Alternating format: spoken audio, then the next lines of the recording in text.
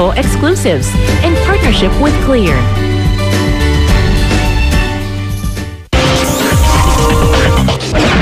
No family can say it's whole unless it has endured a test of acceptance.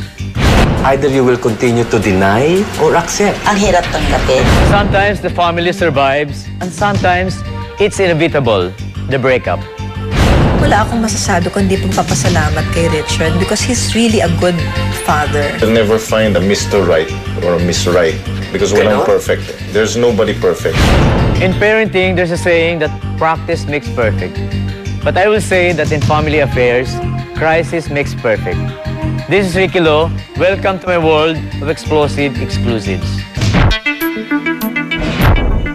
My DPA has been hanging around a renowned actress, mother, and wife. Pero, ano itong balita na medyo dinodoktor daw niya ang kanyang finances? Sa isang project na ginawa niya, ipinalalagay niya sa kontrata ay 80,000 pesos para kaunti lang ang bayaran niya sa tax. Pag hindi sinunod ang gusto niya, hindi na gagawin ng project. Nang sumunod naman na gumawa siya ng pelikula, ay 40,000 pesos lang ang ipinalalagay niya na TF para 4,000 lang ang babayaran niya na tax. Stylist icon nga siya pero hindi yata stylist ang kanyang pagdodoktor. Ang ending, inayawan na siya ng producer dahil sa magulo siyang kausap at hindi na muling kinuha pa sa mga projects. Ay nako, no matter how stylish a woman is, there's always something human about her. Ano na nga sa French yun? I love you, my DPA.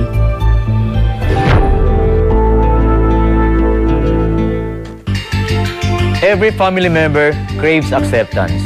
Sometimes, self-validation in the form of an award leads to this, like in the case of Rustom Padilla.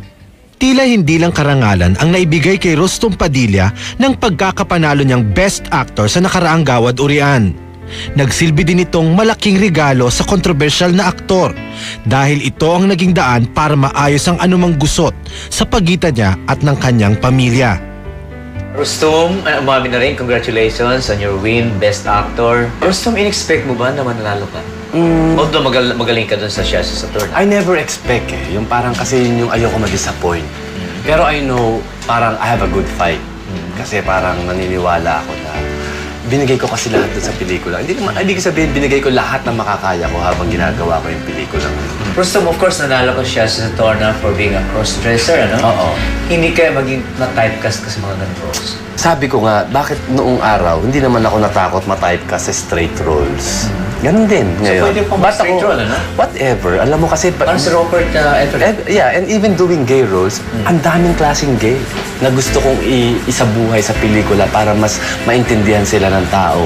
Para mas matanggap sila ng tao. No? Kasi hindi lahat ng gay parlorista.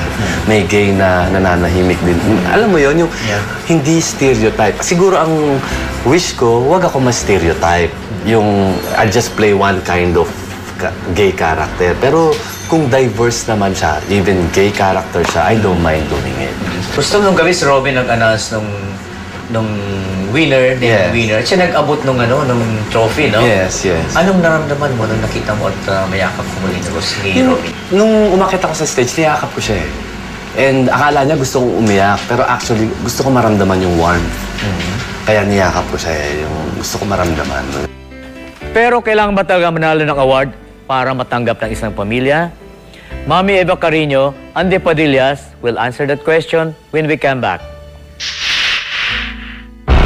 Ako ba't siya lumalayo din? Siguro, nararamdaman din niya siguro na hindi pa namin Hindi pa comfortable.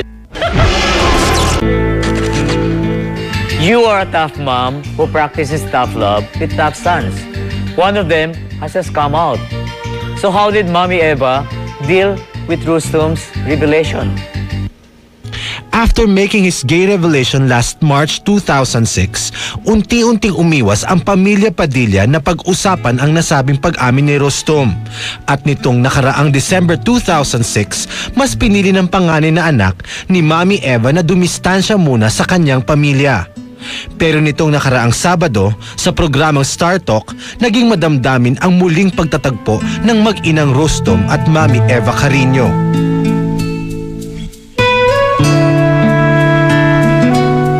Nagkita kayo dun sa premiere. December, sa bahay ng anak ko. Yun yung si last. Rema. Yun ang last na talagang yung naiilang na ang bawat Bakit kayo isa. naiilang, Mami? Kasi feeling ko parang hindi dapat. Oo. hindi totoo yung sinasabi ni Rostom. Parang hindi pa rin ako makapaniwala yung ganon. Oo.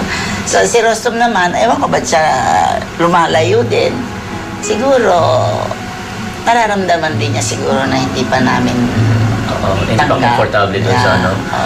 Kasi, siyempre, inimbita ko sila, premiere night. Pagkatapos ng premiere night, wala man lang niha-niho. Si Robin di pinanood eh, pero si Mama, walang niha-niho. Baka nagtulala sila. Hindi ko alam. So yun, pwede natin tanong sa kanya ngayon kung ano yun, di ba? Speechless kayo. Parang sabi ni Rostom, wala kang reaction. Kasi nga, una, parang ayaw ko tanggapin. No? Pero ang galing niya doon. Oo, pangalawa naman, sabi ko, pero ang galing ng anak ko nga. Yun ang nasa isip ko. Kaya sabi na, speechless daw kami. Pero talagang nakakabigla. Kasi mahirap yung ginampanan niya talagang papel doon, yung role niya doon. Pati kumain ka ng bato, ano? So wala na yung naiilang, komportable na kayo sa isa. Hopefully it will be a start. You know, sabi ko nga, parang napakaganda nung binigay ng Urian kasi parang for a change, parang ngayon, parang nagkakaayos-ayos. Whatever differences that we have, you know, parang naayos, maaayos sa isang magandang sitwasyon, hindi yung malungkot na may problema. Kabuksan na masaya. Mami, yung pag ginawa bang confession ni Rostom, malaki ba ang epekto doon sa relasyon niyo? Namin dalawa. Siyempre, malaking epekto sa akin yun nung una. No? Pero, pag tagal-tagal naman yun na nga, gaya na sabi ko, may sapat na siyang isip. Desisyon niya yan. So ikaw medyo lumayo sa pamilya, hindi sila? In a way, yes. Pero ginawa ko yun for my own sanity, for my own, para kasing gusto kong, gusto kong i-figure out lahat bakit may problema. Yung consequences. Yung sa sarili ko. Yung parang, bago ulit ako humarap sa kanila, mas mas sigurado na ako. Kasi syempre at that time, when I just came out, meron din akong shock value sa sarili ko. Of course. Yung parang from salt water nilagay ka sa fresh water, or from fresh water nilagay ka sa salt water. So wala namang regrets, ano? Walang regrets. Pero meron kang siyempreng yung vulnerability, ko noon at that time, napaka-critical. Tinignan ko ang buong buhay ko, inassess ko, ginawa ko naman lahat, di ba? Talagang pinaglabanan ko. Hindi mo masasabing, wala akong ginawa ko lahat para masigurado ko sa sarili ko na yun ang desisyon. Hindi yun ang desisyon ko, hindi. Naku, eto pala ako talaga. Kaya hindi ako masaya. Kaya umabot sa punto na iniwan ko lahat, pati career ko, everything. Kasi eto pala talaga ako. So kaya darating ka sa punto na it's not just a matter of yung acceptance, hindi. Coming to terms with yourself. Yes, yung accept, yung you will continue to deny kung ano ka talaga or accept, di ba? Mami, ito sa interview niyo sa Star Talk nung Sabado, tinanong kayo kung tanggap niyo na ang pag-out ni Rostom. Pero hindi kayo sumagot. Hindi, nung una talagang shock ako talaga. At saka, para sa akin talagang ang hirap tanggapin. Mahirap talaga tanggapin. Pero pag tagal-tagal naman, yun na nga sabi ko, lahat tayo may kahinaan. Rostom, sa ilang buwan na hindi niyo napipagkikita ni Mami, anong pinaka-miss mo sa kanya? Hindi, syempre, alam mo, bilang anak, kasi ang buhay natin is hindi madali eh. Hindi madaling mabuhay sa mundong ito eh. No? Especially sa isang gay person, no? Or sa isang tao na who happens to be gay. Kasi you live ayoko sabihin lonely life, pero a lone life, no? So, syempre, pag may mga panahon na may mga desisyon, may mga panahon na as you go through life, nahihirapan kang to cope with life. Siyempre, minsan gusto mo lang yung may marinig ka coming from a mother na kaya mo yan, kilala kita eh. Anak kita eh. Si Mami. Kaya mo yan. So, parang ganyan. Kaya naman, Mami, ano ang pinaka-miss niyo kay Rostom? Nung mga times na medyo nagkakailangan kayo? Ay, namimiss ko sa kanya yung pag may sasabihin ka sa niya, babarahin ka kagad.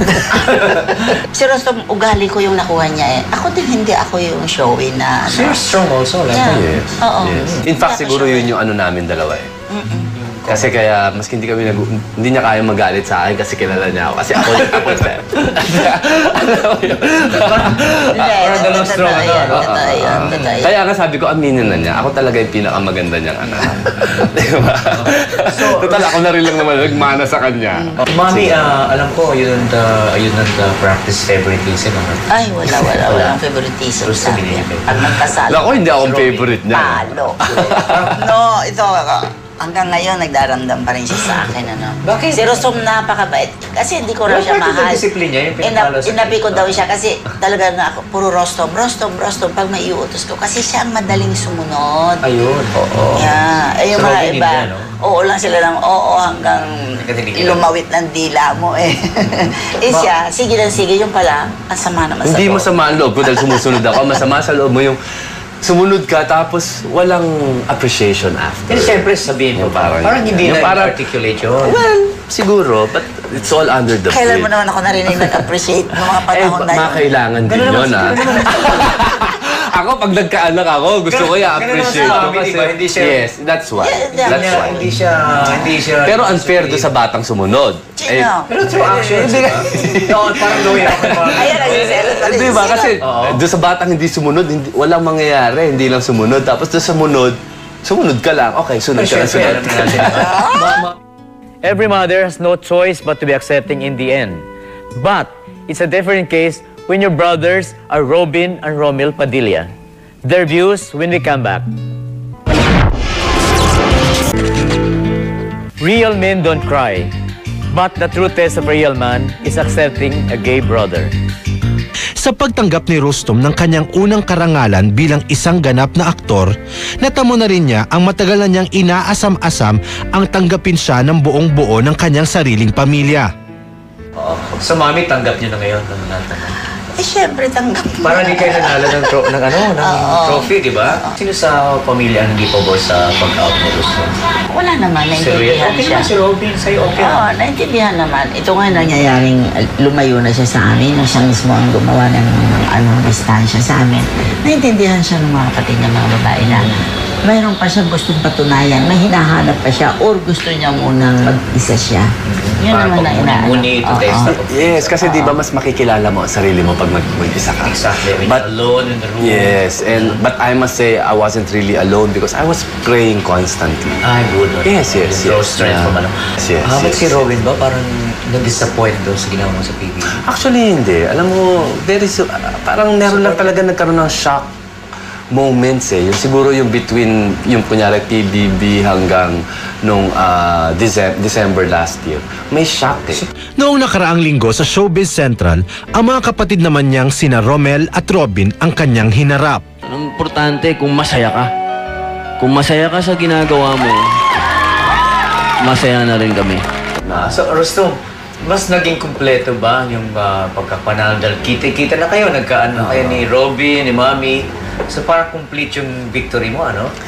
Panalo ka hindi lang ng Oriana, kundi pati sa relationship sa family, Yes, yes. God made it complete. You know, it's been my prayer. At saka happy-happy mga kapatid mo. Pinarating nila sa iyo. Alam ko yun naman eh. Happy Alam ko sila. yun eh. Si Carmina ba, kinongratulate ka? I'm sure in her heart, she's very happy for Nakita me. ba kayo ni Carmina Hindi pa, after the hindi pa. confession? Hindi pa. Since nung nag-usap kami the last time.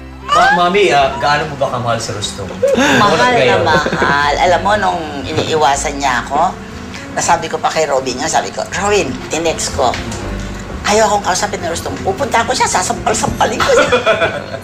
Ganun ako. Alam ko na sa bahay siya, ayaw niya akong kausapin. Ayan. Pinagtaguan mo talaga, no? Kasi sabi ko na ako eh. Ayaw ko naman pumunta sa house niya, baka mamaya pagtaguan ako, lalo lang ako masasaktan. So, do we expect you to be present sa mga gatherings sa mga pamilya? Oh, starting definitely. from now? Definitely. Namimiss nga namin siya. Oo. Kasi syempre at that time, parang ano rin eh, syempre sa akin naman, coming from my end, parang hindi ako makapunta sa ganun kasi parang hindi nyo nga ako ma-accept pa, di ba? Pero yun, okay na, di ba? Ngayon, ayos na. Hindi mo gagawin In all na- honesty, I was just really waiting for the right time. So this- Ayokong maganda ipilit. tong time na to, Yes. di ba? Ayokong Very, ipilit kasi very appropriate. tansyado ko rin ang sarili ko. Ayoko naman na punta ka doon, sasabihin mo, okay, tapos pag uwi mo, may issues ka pa rin. kabisado. Ulit lang Kabisado yun. mo So na I'd siya. rather isang bagsakan na lang, ayusin ko to, pag nagkita-kita tayo, ayos na yan. Ito namang- tama. Oo. Gusto mo anong mensahe mo kay Mami ngayon? Okay na kayo? Yung may mga bagay na hindi mo sabi kay Mami noon. Para marinig ang buong mundo. Ano sa akin lang naman, Ma, yung parang relax. I mean, I am responsible sa lahat ng actions ko. I take responsibility with whatever decision I make. But rest assured na whatever decisions I make, I always pray. I always pray at I think hindi rin nagbago ang paningin sa akin ng Diyos na Jehovah. Siguro kaya ako I'm able to move on because maski nung question ko ang acceptance ng pamilya ko, I've never questioned God's acceptance. Masayang-masaya ako ngayon. Talagang bilib na ako sa anak ko na umaasa ako pagdating ng araw muli siyang maglilingkod sa Diyos ni Jehovah. Naglilingkod pa rin ako ngayon, naman, Ma. Hindi nagbabago yun sa puso. Alam Okay. Tama yun. Kasi sa totoo lang, hindi natin pwedeng basahin ang puso ng isang tao. Diyos lang ang pwedeng bumasa sa puso natin. Sana kumbaga, siguro sa pamilya Padilla, alam kong proud din naman sila sa akin. And even kasi parang I will just continue to be a good member. To be a good member of the family, no matter how unique I am at this point, but we are all unique, di ba? So I hope na one day kung ano man yung hurts din ng buong pamilya. In fact, kasi marami din pinagdaanan ng pamilyang ito. Sana dumating din yung panahon yung healing talaga at yung maging proud ang bawat isa sa kung ano yung kakayanan nila at hindi sa kung ano ang pinagdaanan nila. Well, let's hope that the Padillas are not putting up a brave front for Rostom's sake. From family affairs, let's go to the case of Jenny Mercado, who has supposedly snubbed Patrick Garcia. Everybody's asking, maghiwalay na ba sila? Tila nagkakalabuan na raw ang magkasintahang Patrick Garcia at Jeneline Mercado. Pinaigting pa ito ng hindi pagsipot ni Jeneline sa birthday celebration ng kanyang nobyo sa programang SOP noong nakaraang September 9. Apparently, she was sick. Yeah. Nag-palpitate yung ano niya. She was rushed to the hospital. Yan yung palagi nangyayari sa kanya. Pag sa taping minsan, hindi siya makahinga na mabuti. Siguro iniisip ng mga tao, walay na or nag-aaway. No, hindi po, hindi po talaga ako makatulog nung Saturday night. So, uminom ako ng pampatulog, sleeping pills. So, nakatulog ako. Pagising ko, yung buong katawan ko nagsishake. Shake tuhod ko, tapos ang sakit ng ulo ko, nahihilo. Parang nagpa-palpitate pa ako nung time na yun. So, parang hindi ko talaga kinaya. Noong nakaraang Huwebes naman sa programang SIS, muling nag-celebrate ng kanyang birthday si Patrick. Nagkataong panauhin din noong araw na yon si Jeneline para naman mag-promote ng magpakailanman, kung saan muli niyang nakatambal ang dating kasingtahang si Mark Heras. Marami ang nakapuna sa pagkailang ni Jen at Patrick sa isa't isa noong sandaling iyon. Dumating pa sa puntong kailangan pang sunduin ni Carmina si Patrick para lamang lumapit kay Jeneline. Patrick's birthday. So why not, Patrick, you come here for some birthday kiss? Yay! Go, Patrick! Would you like that? At saka tuloy na natin yung birthday wish ni Jen for Patrick. Halika na, Patrick. Halika, Patrick, punta ka dun. Parang ayaw mo halikan si Jeneline. Sige na, kasi mag-aano siya. Halika na, Diyos ko, come. nagpapasundo pa ito. Come. Come on, little boy. Nagsusundo ng anak. O, Parang halika. naiiyak si Patrick. O, ayan. Inamin naman ni Patrick na may tampuhan nga sila ni Jeneline noong mga oras na yon. I'm not being plastic. I'm just very transparent. Sometimes, if I feel that way, I just can't go on and pretend that everything's okay. I'm not the type of person that knows how to hide, what I feel. Kumbaga, I can't act around na walang problema or, para I tried, but, Marami ang nakapuna na malamig ang pakikitungo ni na Patrick Garcia at Jeneline Mercado nang magkasabay silang mag-guest sa programang SIS noong nakaraang Huwebes. Marami tuloy ang haka-hakang totoo ang balitang hiwalay na ang young celebrity couple. Hindi naman itinanggi ng young actor na may tampuhan nga sila ni Jeneline noong araw na yon. And me, I'm not being plastic. I'm just very transparent. Sometimes, if I feel that way, I just can't go on and pretend that everything's okay. Maybe if it's really work, as in, you know, you're doing a script. But at that day, I was as Patrick, not as somebody else. So basically, what people see, you know, just reflects, you know. So basically, I'm not the type of person that knows how to hide, you know, what I feel. Kumbaga, I can't act around na wala problema, or, you know, parang, I tried. No, we'll start together. On that day, kung ano man yung tampuan meron namin ng araw na yun, it was just petty. So basically, we really didn't fight or anything. It's just that small understandings. May kinalaman kaya ang muling pagtatambal ni na Mark at Jenilyn sa kung anumang tampuhan meron ng dalawa? Maugong ang balitang selos ang dahilan kung bakit madalas mag-away ngayon sina Patrick at Jenilyn. When it became Jen and I, kung naging kami, Mark and Jen has been working already. They're doing Eternity, then they did Chanax, then they're in I Love New York. So basically, parang it would be weird naman if people would think this time ba magsiselos because of their kailanman. So, yun, I just like them to know that it has nothing to do with that. Naiintindihan niya naman yung trabaho ko. Lagi siyang dumadalo sa shoot. Tiwala din daw si Jenilyn sa kanyang nobyo kung kaya't wala silang dapat ipag-alala. Never kaming nagkaroon ng away about girls. That's one good thing about Pat. Never akong nagkaroon ng problema sa kanya tungkol sa mga babae, girls, and... Wala, good boy ako. Mariing pinabulaanan ng dalawa ang isyong hiwalay na sila. Katunayan pa nga ay mas madalas daw na nagkakasama ngayon sina Patrick at Jen. We still go out and I still visit her. We still see each other. We ate dinner Saturday. Kung pareho kaming di tinatamad, well, you know, it's nice always to discover new things together and do new things with each other. Let's say, there's one time I invited her to my archery lessons because I take archery. So, you know, try something new. Hindi lang yung plain old relationship na, you know, you see each other and, you know, hang out with each other. Of course, it's nice to do things, you know, together. Yeah, and you know, as time goes by, we try to find new things to, you know, keep the relationship alive. Wala po kaming problema ni Pat, hindi kami nag-aaway. And yun, okay naman po kami. Kami pa rin. Happy. Happy. She's still my girlfriend and yun. Still the same. Never, it didn't change. She knows that I'm always here for her, and yun, and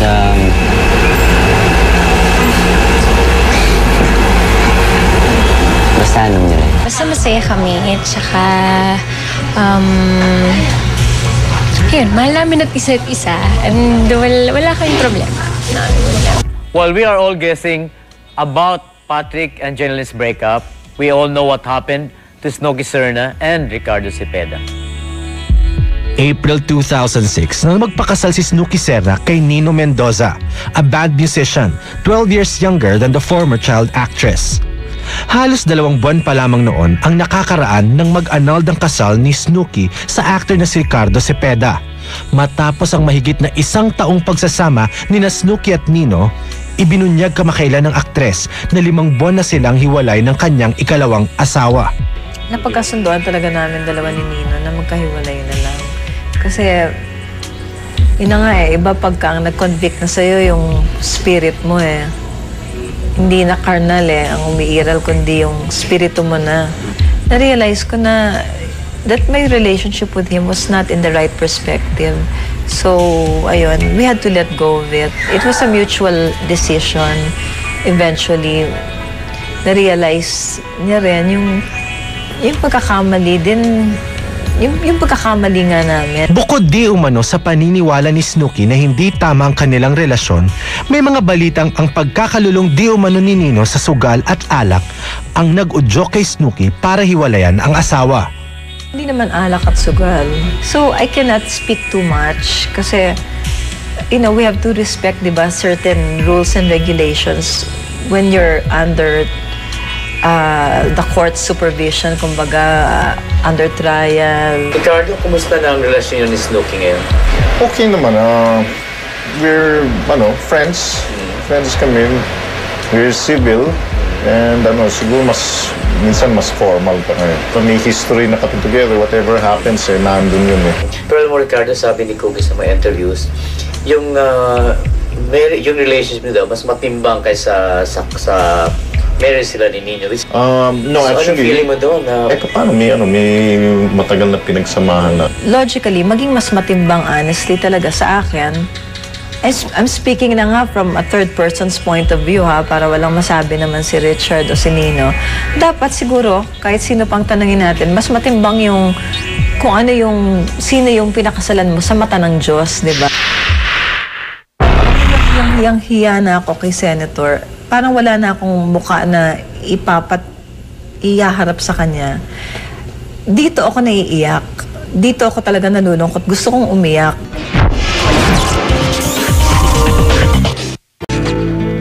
How does one survive a 12-year marriage to an icon like Snooki Serna? Well, Ricardo did. Hindi kinakailan ni Snooki ang estado ng kanyang buhay ngayon. Aminado ang aktres na malayo sa kinalakihan niyang glamorosang buhay ang kanyang pinagdadaanan nitong mga nakakaraang buwan. Consistent akong magsasabi sa inyo na yes, nagtataxi ako. Noon pa naman yan, nagtatricycle ako. Nag-jeep ako if I have to. Nag-MRT ako if I have to. Because I'm not embarrassed to say that, that's what they're there for, di ba? Hindi, para sa akin kasi parang hindi big deal eh. Doon ba ako makakatipid eh? At mas makakapagbigay ako para sa mga anak ko. Why not? Wala akong pakialam. Okay lang yon, di ba? So what? What's the big deal? Pero Ricardo, ano naramdaman mo pag narinig mo sa mga TV newscast, sa mga talk shows? Sabi ni Cookie, nagtataxi na lang siya.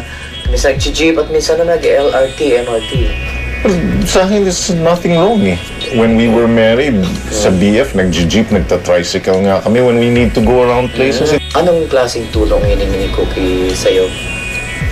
Of course, yung kay Samantha, your daughters at sa Sachi, you support him, I understand. Well, on a regular basis, parang bonding din namin mag-ama yan is I take them to the grocery. How often do you see it? Mga weekly. Weekly. May agreement kami ni Snooki na shared custody kami ng kids. So wala talagang fixed na. Walang quarrel na itong araw lang pwede ganito. In fact, sometimes nga I pick them up para to take them to school. Anong relationship sa pagkaalam mo ni Sam sa ni Sachi sa stepfather nila? Si Sachi, sabi niya minsan nagba-basketball daw sila. Minsan tinuruan daw sila mag-basketball or what. So, sabi ko okay naman. Because I would ask them, how are you? Are you okay? Are you treated okay? Wala namang chance na for you to get back together again, ang kabalikan? You will never find a Mr. Right or a Miss Right. Because walang perfect. There's nobody perfect. Kailangan ikaw ang maging Mr. Right para tanggapin mo yung isang tao with their imperfections and what. Kung kaya mo tanggapin yun, magiging Miss Right yan sa'yo. Sabi ko, at this time, I can honestly say, hindi ako yung Mr. Right. Bahala na ang Panginoon. Kung will ng Panginoon na magkabalikan kami, then so be it. I will just follow God's will. But if it's not, then okay rin sa akin. And I guess it's the same with Richard. He's very happy with his life now. Very busy.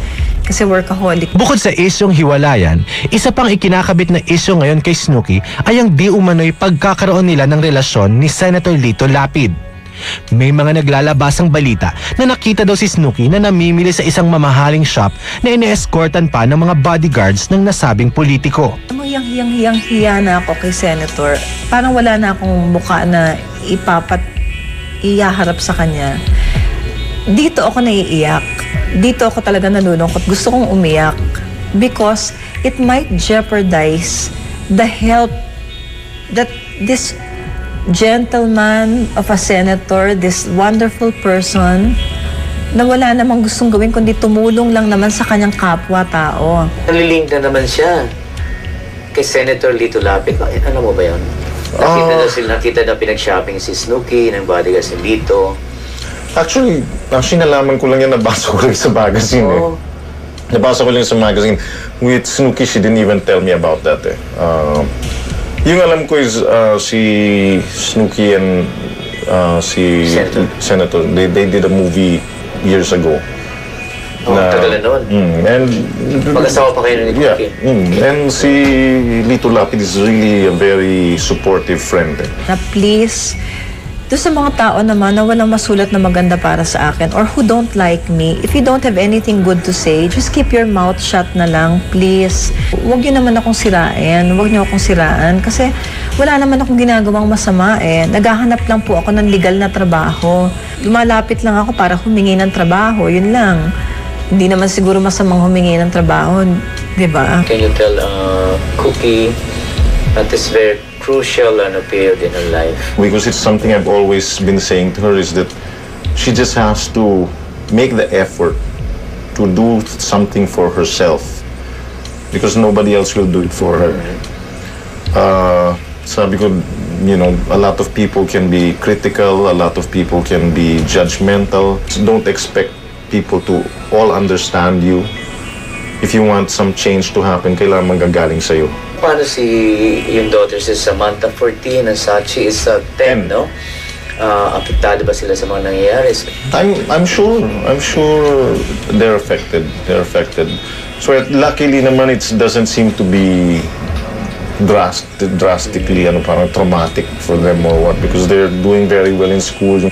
Well, Sam and Sachi they know that Snooki and I are always there for them. Yung nangyari nga sa amin is something between the two of us and not anything to do with them. Our love and our support will always be there for them. I'm really sorry, girls. I want to make an open public apology for whatever I have made you go through in the past. But Mommy promises you that by God's grace, everything will turn out all right. Everything will turn out for the best. And I'm doing all I can to make you feel proud of me because I am very proud of you. And I really love you. Nobody can take you away from me and nobody can top your love. Nobody can be number one in my life except you, Sachi, and you, Sam. Napansin ko na agad siya nung first day pa lang nung enrollment. Type ko mata niya. Isang Mahigit 1.5 taon nang nagsasama sina Aiko Melendez at ang asawa nitong si Martin Gicane. February 16, 2006, nang ikasalang dalawa sa Fernwood Gardens sa Quezon City. May 4 na buwan na ring noong nagdadalang tao ang aktres politiko sa kanilang anak ni Martin na pinangalanan nilang Martina. At nitong nakaraang linggo, isang malaking revelasyon ang inihatid ng kaibigan ni Aiko na si Ogie Diaz sa kanyang radio program na Wow ang Showbiz. Kinumpirma ng kaibigan at publicist ng aktres na hiwalay na nga ang mag-asawang Martin at Aiko. Pambababae at pagkakalulong sa sugal at droga ang di umano'y dahilan ng pagpapasya ni Aiko na kalasan na ang 23 anyos niyang asawa. Umugong pa ang balitang nilulustay ni Martin ang pera ni Aiko at tinangay pa niya ang mamahaling Louis Vuitton bags at flat screen TV nang mag-alsa balutan ito sa kanilang bahay. Mariin naman itong itinanggi ni Martin sa isang panayam ni na Christy Fermin at Jobert Sucaldito sa kanilang radio program. And we quote, "Hindi po totoong nagkakasino o nagsusugal ako. Hindi rin po totoong I'm into drugs. Hindi rin po totoong nilulustay ko ang pera ni Aiko dahil may business naman ako. At hindi ko ninakaw ang mga Louis Vuitton bags niya at flat TV." Last Friday, Aiko asked the Quezon City Regional Trial Court to issue a temporary protection order o TPO against his husband Martin. The counselor also asked the court to prevent Gicane from approaching her daughter as well. Nag-grant ang nasabing TPO noong Martes at kaninang umaga, nag-file ang mga abogado ni Aiko na sina Attorney George Soriano at Attorney Rodel Dasquil ng Permanent Protection Order or PPO laban kay Martin sa kagustuhan na rin ng kanilang kliyente. Isinasaad sa nasabing PPO ang mga sumusunod. There are 4 orders, one of which is prohibiting Mr. Gicane from committing or threatening to commit the acts of violence or abuses complained of by the petitioner, Ms. Aiko. Second, it also prohibits Mr. Duquesne from harassing, annoying, or communicating with the petitioner. And thirdly, it also grants to the petitioner the temporary custody of the minor child. And finally, as you've said, it also directs the respondent to stay away from the petitioner from a distance of 1,000 meters or about 1 kilometer. Ayon sa Republic Act 9262, otherwise known as Anti-Violence Against Women and Their Children, maaaring mag-file ng PPO ang isang petitioner kung nakaranas ito ng pang-aabuso mula sa respondent. The mere fact of filing the PPO, we are in effect alleging that there's certain abuses and violence committed against her by the respondent, Mr. Duquesne. We cannot state for now the specific acts allegedly committed by Mr. Duquesne. However, we can state for a fact that under RA 9262 or the Anti-Violence Against Women and Their Children Act of 2004, there are 4 grounds from which an offended woman may file a petition in court. And first is the physical violence. Second, psychological violence. Third is economic abuse. And fourth is sexual violence. Parehong kaibigan ni na Attorney Soriano at Attorney Dasquila ang mag-asawang Aiko at Martin, kung kaya't nabigla rin sila sa mga pangyayari. Personally, ako nakakausap ko si Martin because I handle the election matter kay Councilor Melendez. Medyo okay naman yung samahan nila sometime June, July. But medyo nagtaka kami all of a sudden nagkaroon ng twist. Then when the matter was discussed to us last week by our client, may mga differences na pala sila since that matter. She came to us last week for advice, and considering the gravity of the violence allegedly committed, so we immediately took action. She was trembling. She was, in fact, when she came over, she came to us for some advice. Nanlalamig po ang kamay niya. She was malamig na nanginginig. That's how she felt at the time. She felt really distressed, and she was harassed. Nakatakdang dinggin ang application for PPO ni Aiko laban kay Martin nitong darating na October 12, 2007. One verdict and 3 different reactions. The father is accepting, one son is angry, and another son is calm. One family, 3 different reactions to a crisis.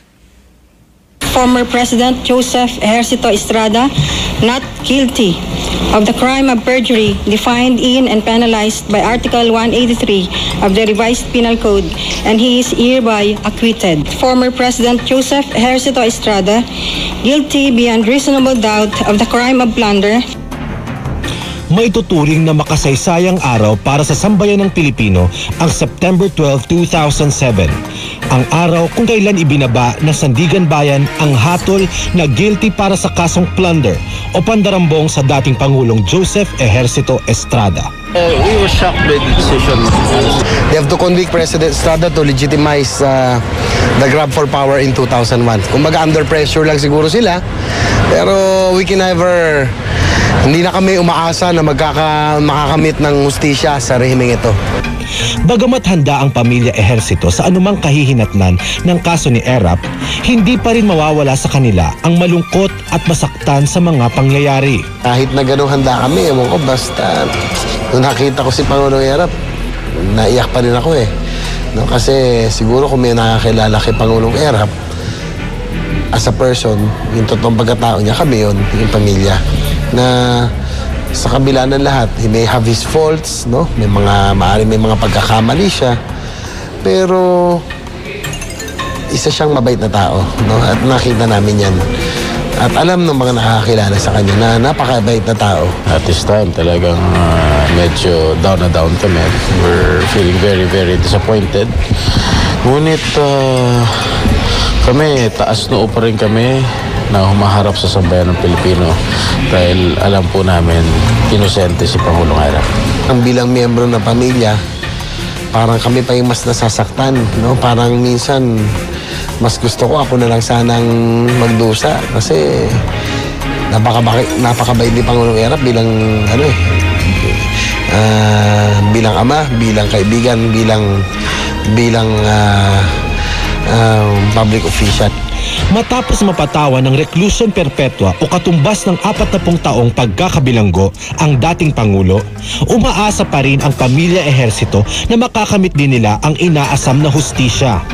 Una-una, although hindi kami sumasang-ayon dun sa desisyon sa Sandigan Bayan, pero wala kami magagawa kundi respetuhin ang naging hatol. Ngunit sa aming kampo, hindi pa naman tapos ang laban dahil meron pa namang Korte Suprema na siguro yun na lang ang huling pag-asa namin para makalaya si Pangulong Erap dahil wala talaga siyang kasalanan. Sa aking ama, sana'y manatiling matatag, no? Sana alagaan yung sarili dahil hindi pa tapos ang iyong papel, no, sa ating kasaysayan dahil umaasa pa rin ang masang Pilipino na ikaw ay kanila makikitang malaya at ikaw ang simbolo, no, ng masa.